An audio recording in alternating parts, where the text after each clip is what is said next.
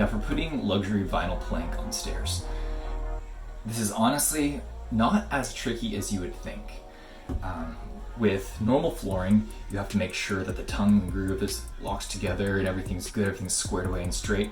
However, with stairs, because each tread is bigger than your plank, you don't really have to do a lot of leveling and straightening from one tread to the next. You just have to straighten each vinyl plank by its corresponding step. What I ended up doing is buying a bunch of vinyl nose attachments that matched my plank that I did everywhere else in the house, and then I just used the same flooring plank that I was using and I had bought to just work the steps. So I'm actually only covering the tread in plank, and I'm leaving the riser, just normal white plywood. So this is one of the first steps that I did. You can tell because the nose attachment is actually a bit narrower than a lot of the other ones. Here's a current size. It's about 3 3/4 is the one that I'm using now, whereas this old one is about 2 inches. So the reason I switched, actually, because they still do sell this, but the problem with nose pieces is that the edge or nose of the step is always going to get stepped on the most and have a lot of pressure on it. So there's going to be a tendency for them to pop off. And so the more stair is underneath your nose piece, the more support it gets. So I went for the almost 4-inch nose as opposed to these about 2-inch nose, just because there's just that much more step under each individual nose. So there can be less of a tendency for it to pop off.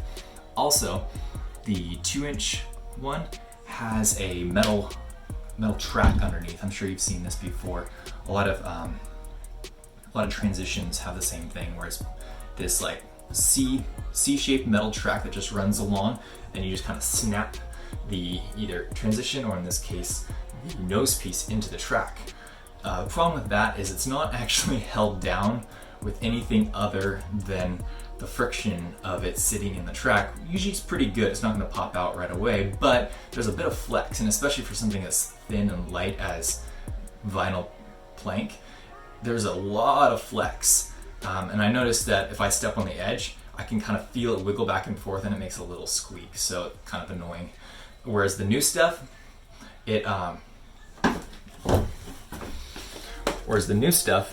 it's just flat, there's no track, and this is actually solid as opposed to the other one, which was hollow, so that helps as well. But this just sits much more over the stair, first of all, so if I'm stepping on this edge, there's a lot more holding it down, and I can just put tons of glue on under here, and it basically cements to the stair, and it's never coming off. So I'm still debating whether to replace the old nose or leave it on. You can't really tell, honestly. Since it's the same vinyl plank, I definitely did opt for using the 4-inch everywhere. One thing I will say though is that these nose pieces are pretty pricey compared to your normal plank, which I think mine is about $3 a square foot. This stuff, just to get a single, let's say like 8-foot length, it was about $40 something, $50 something. So that's about as much as 20 square feet, which is really pricey, but once again, you're only using it on the steps. So because of that, I wanted to get the most use out of it as possible, and since my stairs are about 34 inches wide, that comes out to about 2.5 pieces per step. So I had to use, there's several stairs where there's a seam in the middle for the nose, because I just took 2 pieces and I joined them to make it the 34 inches. You can actually just use butt joints because it's such a small area, and you can have a lot of wiggle room with how precise you fit them. And you can just, since you're using glue to hold them down, you don't have to worry about them wiggling around. So if you get, using the nose in this case, but it applies to the plank as well. But if you get it lined up just right and you're gluing it down, you can get it very secure and it'll just look like any other joint. And you can tell because the grain changes obviously, but that will save you a ton of material.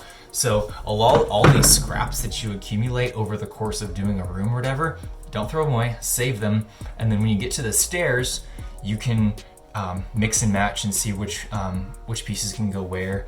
I think the record I have is using 3 different sections for a single tread. You may be able to tell right here, you know, a little seam here.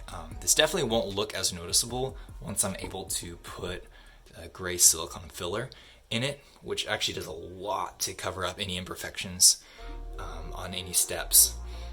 But it still is there. It's not the best. I mean, obviously I'd prefer if everything was perfectly sized to go from one side to another, but honestly not that bad.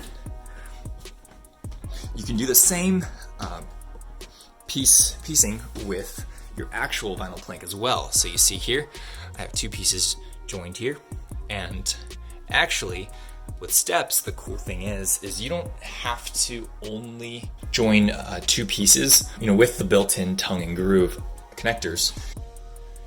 These aren't even glued down, but you probably wouldn't notice that there are 3 distinct pieces, and only these are connected with a tongue and groove. This is just a simple butt joint, and this is a single piece though.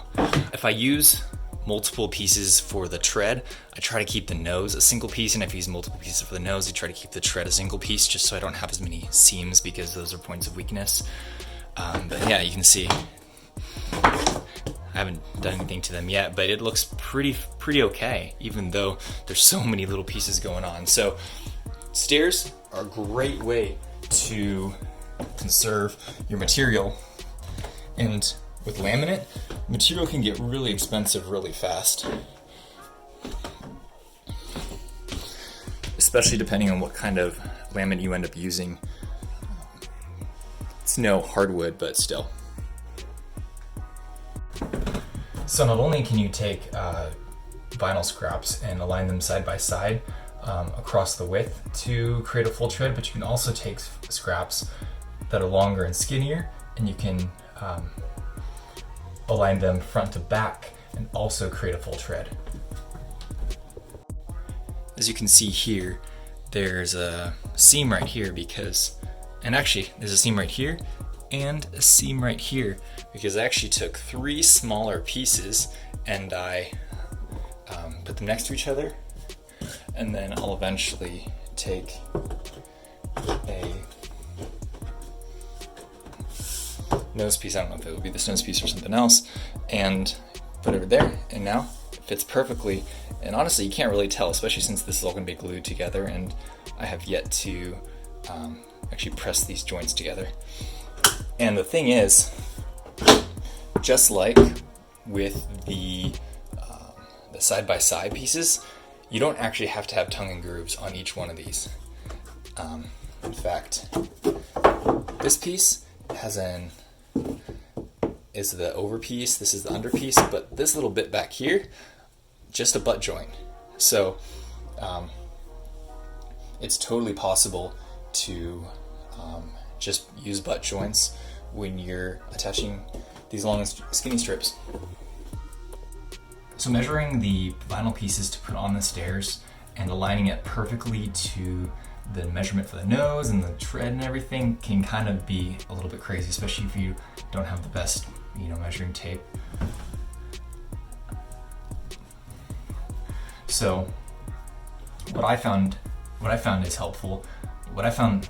is helpful is, especially since I'm using these nose pieces where it's pretty long and flat, what I'll do is I will cut the vinyl plank just a little longer than I think I might need, and then all I do is I run the nose piece all the way to the back, and then when it hits the vinyl plank, it just stops. And so even if I'm left with a little bit of a gap in front here, as long as it's not too much, what I can do is later hammer shims up into here to kind of keep it from, to stop it from wiggling. Or if it's not even that much, we'll just leave it, because there's not a lot of pressure that's pushing back and forth, especially since I have glue all underneath here.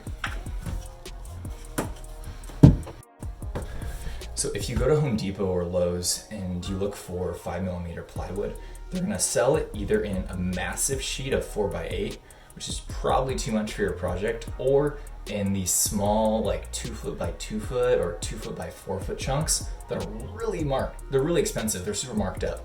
So what I ended up doing actually is I went to the Home Depot near me and I got one of those big 4x8 sheets, which was like, I think it was $13. And whereas the small, like I think a 4x2 section was as much as that, you know, even though it's what, like a quarter of the material. So I was like, okay, I'm either gonna need a bunch of these 2x4 sections and I'm gonna pay like $100 for them or whatever, or I can buy one 4x8 and make do. So what I did is I took the 4x8 and just in the middle of Home Depot, I just like broke it over my knee and just kind of like stepped on it, smashed it till I was able to fold vertically and I could stuff it in my SUV, which felt kind of like cheating, but it worked. People give me funny looks, so but who cares? It's my money, not theirs.